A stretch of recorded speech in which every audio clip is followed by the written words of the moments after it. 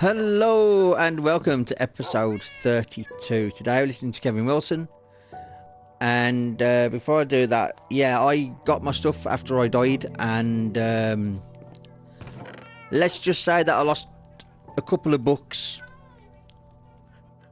I lost my powerful fishing rod with luck, lure and all that on. So I'm a little bit sad about that. But yeah, today I'm just going to do, I don't know what I'm going to do.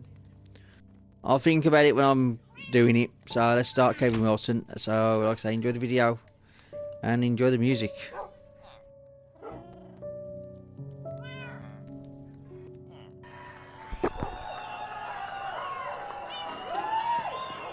Thank you very much. Mega Buckley's. Sheila's, you know, if they didn't have a fanny between their legs, they'd have a fucking bounty on their head, you know, the ones that... She's a super mega fuckly with a mouldy mango twist, complexion like a pizza, warts and moles and tits, and just to even say a name, you gotta be a piss, 'cause she's a super mega fuckly with a mouldy mango twist. When she was born, the doctor slapped her mother in the mouth, and when they brought her home, they wouldn't let her in the house. And as she grew, it's sad to say she just grew uglier. They tied some snags around her neck so the dog would play with her. Before she went to school each day, they had to iron her face. She'd get the cuts for coming early and merit points for coming late. And they had a portrait painted in 6 different shades of shit, 'cause she's a super mega fugly with a mouldy mung bean twist. She's a super mega fugly with a mouldy mung bean twist, including her own mum and dad. She's never yet been kissed. And just to even say a name, you gotta be half pissed, 'cause she's a super mega fugly with a mouldy mung bean twist. When she puts on the lipstick, it keeps backing down the tube, and I've woke up screaming, dreaming that I'd seen her in the nude. When she sits on the beach, the tide's too frightened to come in. A sperm whale tried to root her last time she went for a swim. If they made an ugly meter, she'd blow the thing to bits. Under grotesque in the dictionary, there's a photo of her tits. And if I ever cracked a fat for her, I'd amputate me dick, 'cause she's a super mega fugly with a busted arsehole twist. She's a super mega fugly with a busted arsehole twist. Hell's Angels wouldn't root her, said they're not that fucking sick. So she bought herself a dildo, but she couldn't keep it stiff, 'cause she's a super mega fugly with a busted arsehole twist. She's a super mega fugly. Oh God, she's fucking ugly. She's a super mega fugly with a hanging hemorrhoid twist.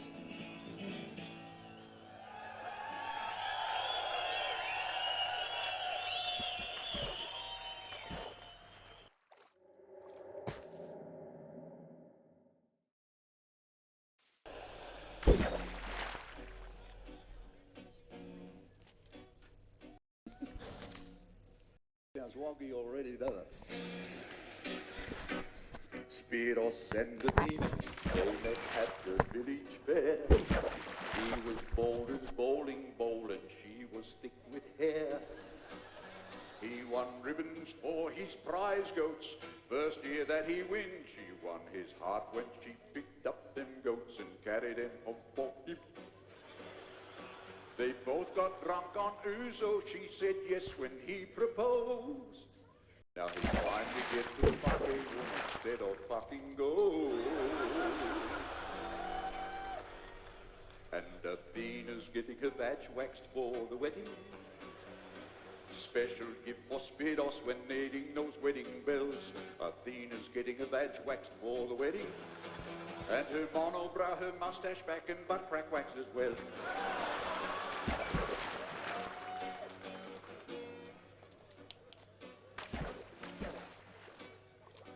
Athena had a young sister named Katrina. She was hot, sexy, slim and beautiful, all things Athena's not. 1 week before the wedding, when Spiros make a call, he parked his bicycle against the fence and knocked upon the door. Young Katrina answered naked, he could not believe his luck. She smiled at him seductively, all he could say was, "Fuck! Holy bloody fuck!" Then she whispered, "Athena's getting her vag waxed for the wedding. Special gift for Spiros when needing those wedding bells. Athena's getting her vag waxed for the wedding. And her monobrow, her mustache pack and butt crack waxed as well."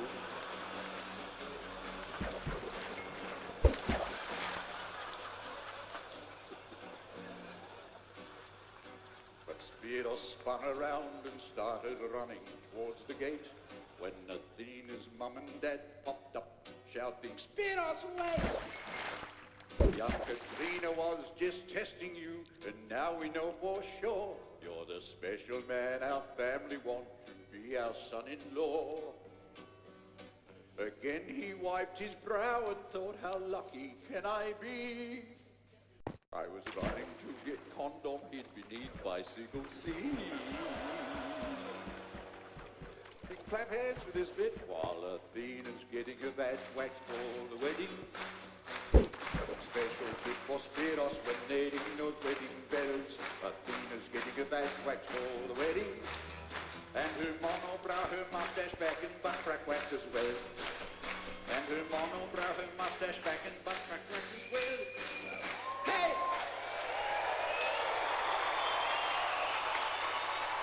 How good are you, mate?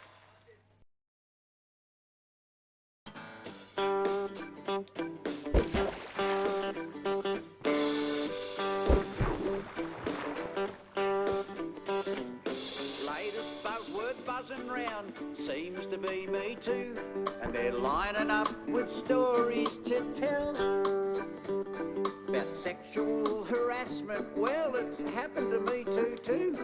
Fucking heaps of times, but mostly by myself. Wouldn't be a day goes by when I didn't grab me pecker around the neck and crank the living daylights out of him.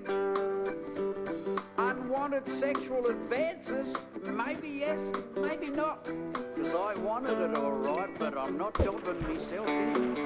Instead I'm gonna start a movement called DIY Me Too. After years and years of self-inflicted sexual abuse, not only am I a victim, I'm the perpetrator too. So I'm gonna start a movement called DIY Me Too. Point now where I just can't trust myself, but at the same time I can't wait to be alone. Oh, I know what's gonna happen. I'm frightened yet excited, can't take a shit or shower without romancing the bone. Is it bragging or complaining? Is it my personal best or worst? My room's jack-off central, but a crime scene as well. So should I send myself some flowers or a subscription to a new porn site? Or sue myself for a drum of KY gel? I'm confused, so I'm gonna start a movement called DIY Me Too. After years and years of self-inflicted sexual abuse, not only am I a victim, I'm the perpetrator too. So I'm gonna start a movement called DIY Me Too. I'm gonna start a movement called DIY Me Too. After years and years of self-inflicted sexual abuse, not only am I a victim, I'm the perpetrator too. So I'm gonna start a movement called DIY Me Too. I'm gonna start a movement called DIY Me Too.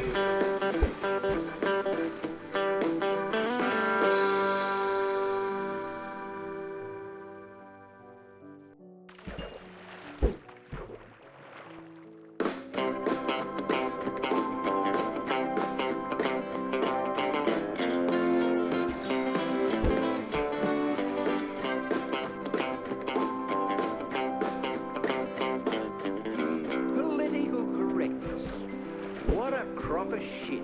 If it's political, it ain't correct. Those two words don't fucking fit. So I wrote a little PC pushback song that I'd love for you to sing. While we flip them PC pricks the finger singing F-U-P-C. Fuck you, political correctness, F-U-P-C. You crippling free thinking and you strangling free speech.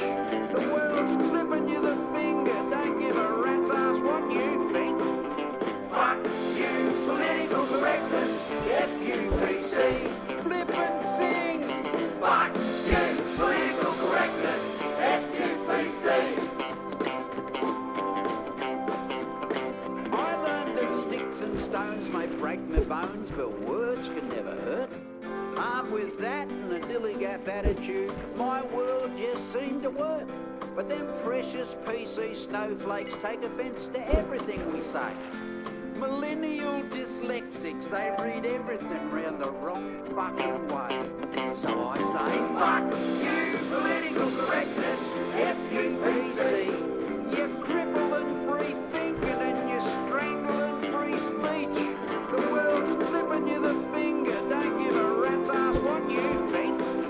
Fuck you, political correctness, F-U-P-C. Flip and sing. Fuck you, political correctness, F-U-P-C. Where's all this PC bullshit coming from? What happened to common sense? Trying to convince us now you can pick up a dog shit by the cleanest end. Don't want us to have an opinion. Can't say now what you see. You know what I see? A bunch of fragile, soft-cock fucktards. F-U-P-C. Fuck you, political correctness. F-U-P-C. You crippling free thinking and you strangling free speech. The world's flipping you the finger. Don't give a rat's ass what you think. So fuck you, political correctness. F-U-P-C. Flipping one for their dog. Fuck you, political correctness. F-U-P-C. One for the horse they rode in on. Fuck you, political correctness. F-U-P-C.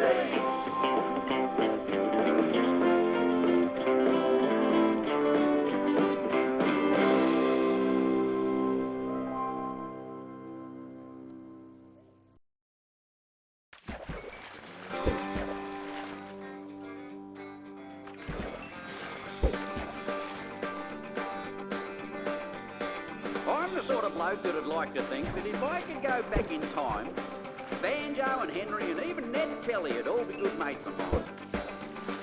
'Cause they're piss-pots, poets and outlaws, and I can relate to that.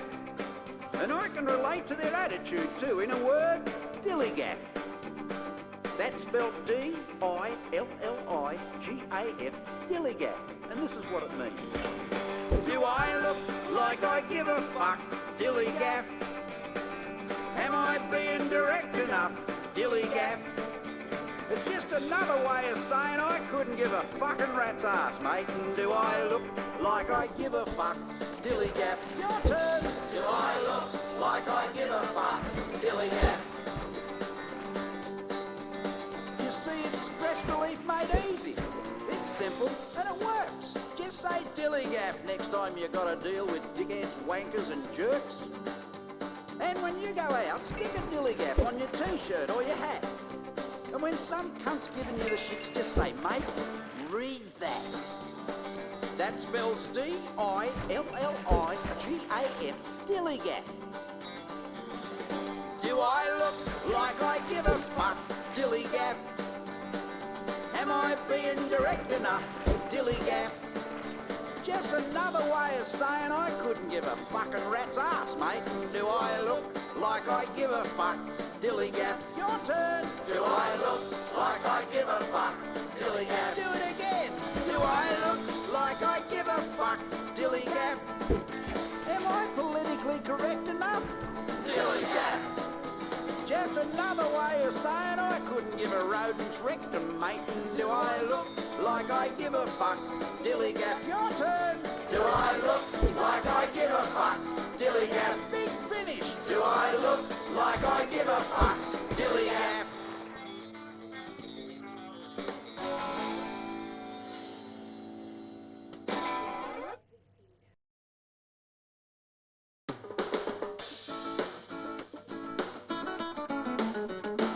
common sense ain't that common anymore. Seems common sense is past tense, just like the dinosaur. Political correctness has got a lot to answer for, 'cause common sense ain't that common anymore. Political correctness, what a crock of shit. If it's political, it ain't correct. Those two words don't fucking fit. Nor do military intelligence, friendly fire and holy war. But common sense ain't that common anymore. Words made up by academic fuckwits who hide in little fart-filled rooms, throwing random words together 'cause they got fuck all else to do. Starts out as yuppie jargon, ends up fucking law, 'cause common sense ain't that common anymore. Common sense ain't that common anymore. Seems common sense is past tense, just like the dinosaur. Political correctness has got a lot to answer for, 'cause common sense ain't that common anymore. Words like illegal immigrant, is that a fucked up double or what? If you're an immigrant, g'day and welcome. If you're illegal, fuck off. And who's them low-life toe rags letting them sneak through our back door? 'Cause common sense ain't that common anymore. Racist, there's one overused word that's laced with toxic venom, spat out by every do-gooder and minority group when you don't agree with them. Mate, this is Australia. One size fits all, but common sense ain't that common anymore. Common sense ain't that common anymore. Seems common sense is past tense, just like the dinosaur. Political correctness has got a lot to answer for, 'cause common sense ain't that common anymore. Petty crime, there's no such thing. Some poor bastard's got to pay. Here's two words that just might work. Rattan cane. We don't need a fucking police service. Bring back the police force, 'cause common sense ain't that common anymore. So all you soft-cock politicians, try getting your head around this. You're fucking up a great country, and we're tired of that PC shit. Try using a little more common sense. That's what we're paying you for, but common sense ain't that common anymore. Common sense ain't that common anymore. Seems common sense is past tense, just like the dinosaur. Political correctness has got a lot to answer for, 'cause common sense ain't that common anymore. Common sense ain't that common anymore. No, common sense ain't that common anymore.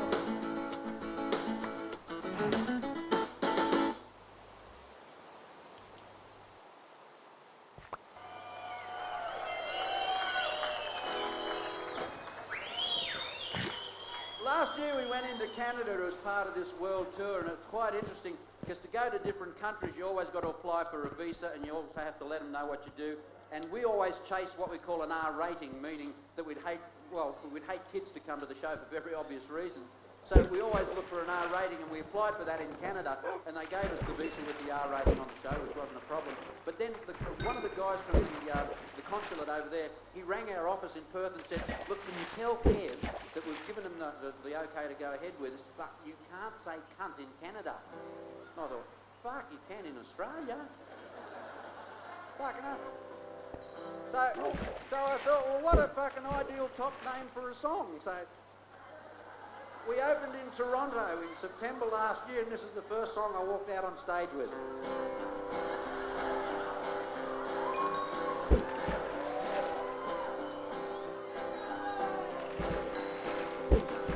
You can't say cunt in Canada. Saying cunt's not very nice at all. No, you can't say cunt in Canada. So I asked the Sheilas what they called it. And they said muff, mut, minge, twink, what, little flower, twinkle, tunnel of love. So if you're going to say cunt in Canada, you've got to say it with a velvet glove. can't say cunt in Canada. Here we go. No, you can't say cunt in Canada, so I thought I'd better ask the guys. And no, you can't say cunt in Canada.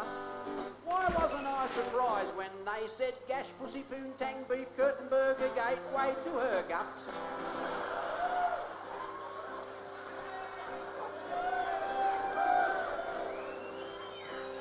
Gateway to her guts. Why was I smoking when I wrote that one? Split whisker, beaver, long eye, front bum, growler, hairy lasso. No, you can't say cunt in Canada, because cunt's considered pretty fucking rude. No, you can't say cunt in Canada, so when I get to Montreal, if you're going to say cunt in Canada, you got to say it in French as well. So here goes Philippe Lacroix, President Mitterrand, Pepe Le Pew. Canada, the cunt's considered pretty damn rude. And you can't say cunt in Canada. Woo!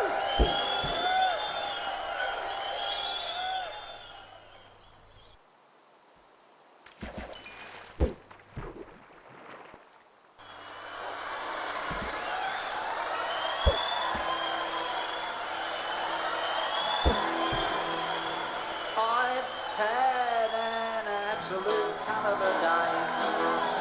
Everything that could go did go wrong. So if I'm allowed to use the word cunt in a song, I've had an absolute kind of a day.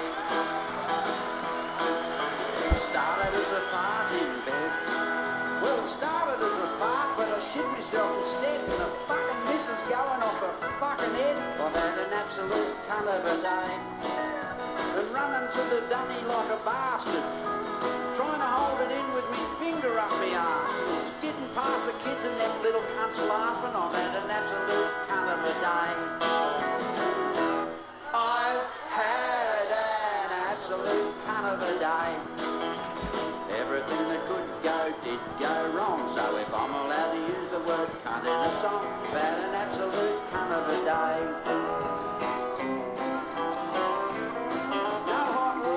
Take a cold shower, scrubbing shit from every orifice, took a fucking hour, then fuck, no fucking towels. I've had an absolute cunt of a day. Pulling on me jeans and tripped, broke me fucking nose and split me fucking lip, got me cock caught in me fucking zip. I've had an absolute cunt of a day. Help me! I've had an absolute cunt of a day. Everything that could go did go wrong, so if I'm allowed to use the word cunt in a song, I've had an absolute cunt of a day. Then driving myself to the doctors, busted and bleeding, cock swollen and throbbing, not a good time to get stopped by the cops. I've had an absolute cunt of a day. Bastard didn't even let me explain, just cut me up and hauled me off to jail. No fucking phone call, no fucking bail. I've had an absolute cunt of a day. Your turn. I've had an absolute cunt of a day. Everything that could go did go wrong, so if I'm allowed to use the word cunt in a song, I've had an absolute cunt of a day. So, Your Honour, that's how it is. That's exactly how it started and how it ended all up here, and you fucking lot laughing ain't making it too easy. I've had an absolute cunt of a day, and I'm in too much fucking pain to plead. And I don't give a fuck if you don't believe me. Just take me out the back and fucking shoot me, please. I've had an absolute cunt of a day. I've had an absolute cunt of a day. Everything that could go did go wrong, so if I'm allowed to use the word cunt in a song, I've had an absolute cunt of a day. I've had an absolute cunt of a, just another one of them, absolute cunt of a day. Nashville!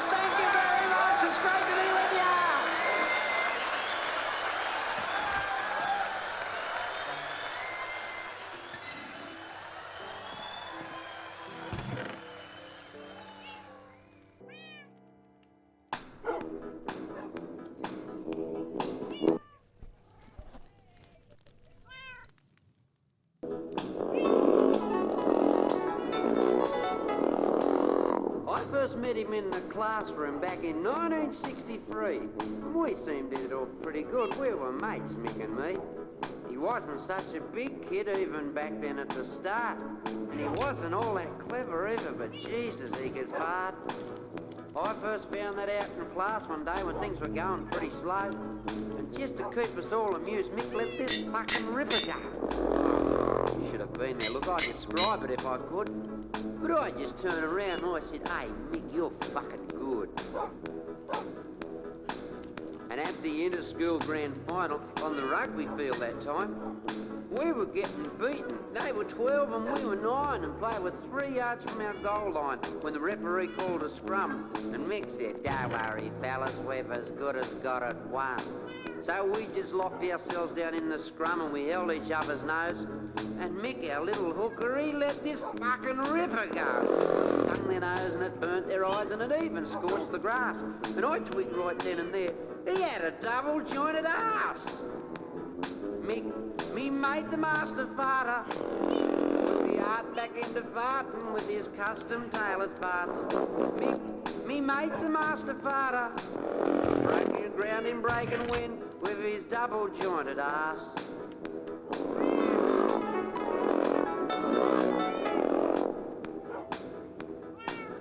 And it was just a couple of years later, we both went to see Kamal. It was a really poshy sort of show in this great big bloody hall. And all the blokes were dressed like penguins. And you should have seen the sorts. And Kamal himself wore a Sheila's dress like a bloody Black Boy George. We were all locked in there like sardines for the show to get underway.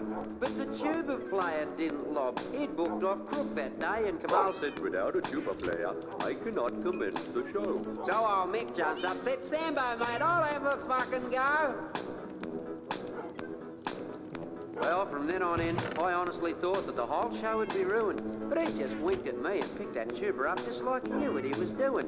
Then the maestro tapped his little stick to tell the band to start. Mick just shut his eyes and cocked his leg and then began to fart. Well, you could have heard a pin drop that night there in the hall. And it's hard to say who sounded best, Mick farting or Kamal. Then the audience just went apeshit. They cheered and clapped and stood, and Kamal smiled as if to say, "Hey, Mick, you're fucking good." Mick, me mate the master farter, put the art back into farting with his custom-tailored farts. Mick, me mate the master farter, with his true pitch-perfect calibrated double-jointed ass.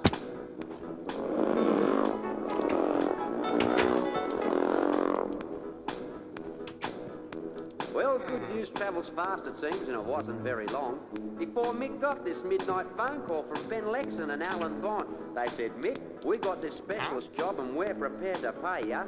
"Mick, old son, would you consider farting for Australia? We'll just prop you on our brand new yacht when there's no sea breeze blowing and get Mick the master farter the starter and keep the bastard going." So Mick went into training on sausage rolls and pies and Vegemite and Foster's beer and a scholarship from Heinz. The world had never seen before a yacht so finely groomed, or a crew so fit and young and strong, or an arse so finely tuned. The Yanks weren't even in the race, not even in the same class. What with Ben Lexon and his secret keel and Mick's fuel-injected arse. Well, he come back a bloody hero, didn't he? The all-Australian boy. And the government commissioned this bloke to do a big statue of his coin. And I can still see Mick standing there when they conferred his knighthood. And Bob Hawke pinning it on saying, "Hey, Mick, you're fucking good." Mick, me mate the master farter, put glass back into farting with his designer label farts. Mick, me mate the master farter, with his true pitch-perfect calibrated turbo-thrusted fuel-injected winds-protected double-jointed ass.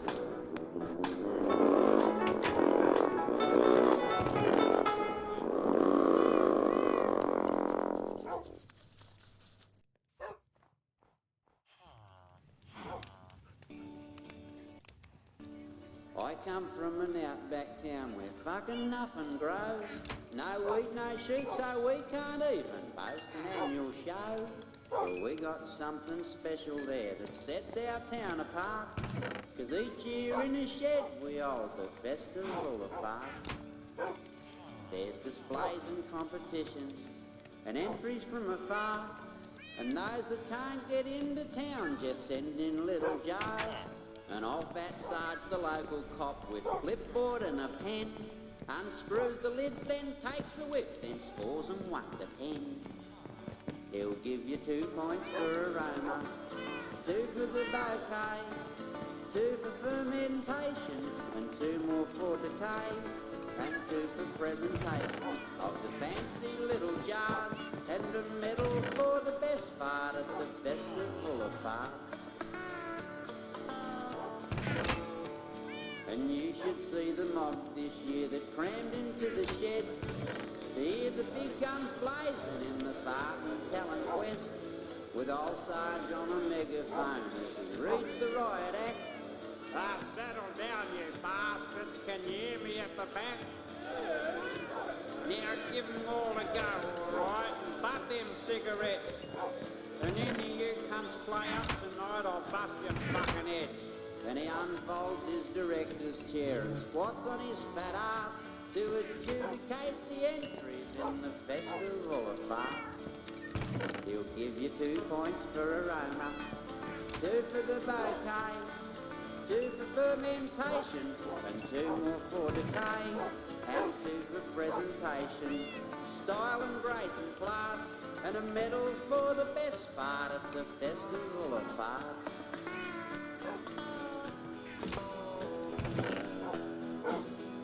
Then the crowd roars its approval as the first bloke lets one go, fucking thunder from down under to open up the show.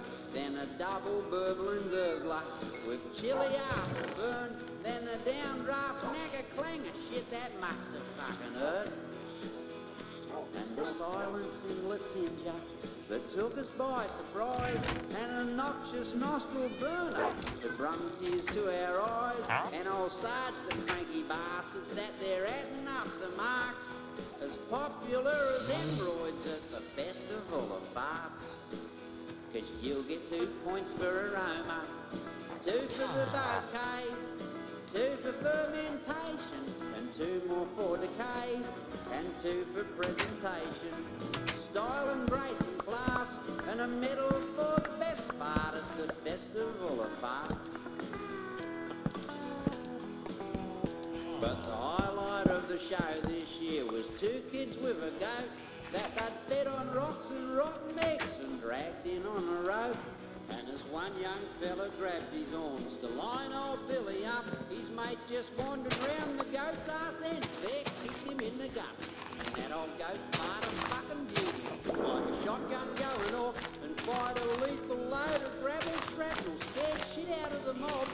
And as they all died for cover and hit the deck in fear, old Sarge just kept on marking, buckshot whizzing past his ears. He'd give 'em 2 points for aroma, 2 for the bouquet, 2 for fermentation, and 2 more for decay. And all in all, that bloated goat probably scored a 10, except he farted and shit and shot old fucking Sarge arse overhead. Then with all of the confusion and no cunt keeping score, and old Sarge fucking screaming, they just pissed off out the door. And even when the dust had settled, no one seemed to care that they'd fucked off with the medal, 'cause they'd won it fair and square. That goat got 2 points for aroma, 2 for the bouquet, 2 for fermentation, and 2 more for decay. And 3 big cheers from all of us for payback on old Sarge, and the medal for the best part at the Festival of Farts. That goat got 2 points for aroma, 2 for the bouquet, 2 for fermentation, and 2 more for decay. And 3 big cheers from all of us. Big on poor old...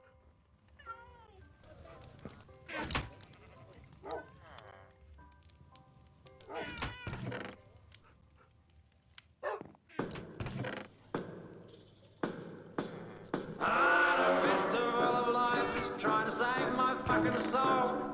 They don't want me drinking piss or screwing around no more. But they got fucking Buckley's chance, I'm giving you the score. Still the Festival of Life, keep trying to save my fucking soul.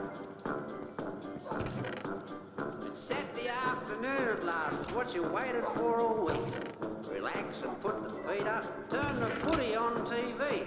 You're expecting Vernon Bluey round, they'll probably stay all night. A couple of mates and a couple of beers, oh Christ, this is a life. Well, here they are already. You just heard the car door slam.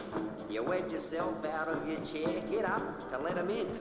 But it's some wanker that you've never met with a briefcase in his hand. Some prick just out of Bible school who thinks he's God's right hand. Hallelujah, hallelujah, hallelujah. Ah, the festival of life keeps trying to save my fucking soul. They don't want me drinking piss or screwing around no more. But they got fucking Buckley's chance, I'm giving you the score. Still the festival of life keeps trying to save my fucking soul. I'm Elder Robbins and he's Elder Pike, and we'd like to talk to y'all about eternal salvation. Won't take but a minute or more. We got a book we think y'all should read about how y'all should live. My, what a charming home y'all have. Y'all mind if we come in? Well, I'd love to invite you in, you know, but the joint's a fucking mess. And there's an orgy raging in the lounge, and every cunt's undressed. And I'd love you to meet the Mrs. Shirl, but she's a bit crook in bed. She says she's got a real sore throat through giving too much head. Gobble, gobble, gobble, gobble, gobble, gobble. Ah, the festival of life keeps trying to save my fucking soul. They don't want me drinking piss or screwing around no more. But they got fucking Buckley's chance, I'm giving you the score. Still the festival of life keeps trying to save my fucking soul. All snuggled up on Sunday morning and you wake up with a horn. You grab the missus on the arse, oh Christ, you feel so warm. The scene is set, the mood's just right, you're about to slip it in, then... There's that fucking door again! Fucking bastards. Good morning, sir. Did I get you up? Sorry, I'm David and this is Pam. We're missionaries who've come to talk of man's eternal plan and to discuss the holy future and reflect the holy past. So you flash your dick and scream, I'll only shove this up your ass! Up your arsehole, up your arsehole, up your arsehole. Ah, the festival of life keeps trying to save my fucking soul. They don't want me drinking piss or screwing around no more. They got fucking Buckley's chance, I'm giving you the score. Still the festival of life keeps trying to save my fucking soul. Right, I'm going to end this video here. I'm going to say thank you very much for watching. Please like, subscribe, share, hit that bell for notifications, and tomorrow there'll be more Minecraft. And until then, I will see you all again. Goodbye.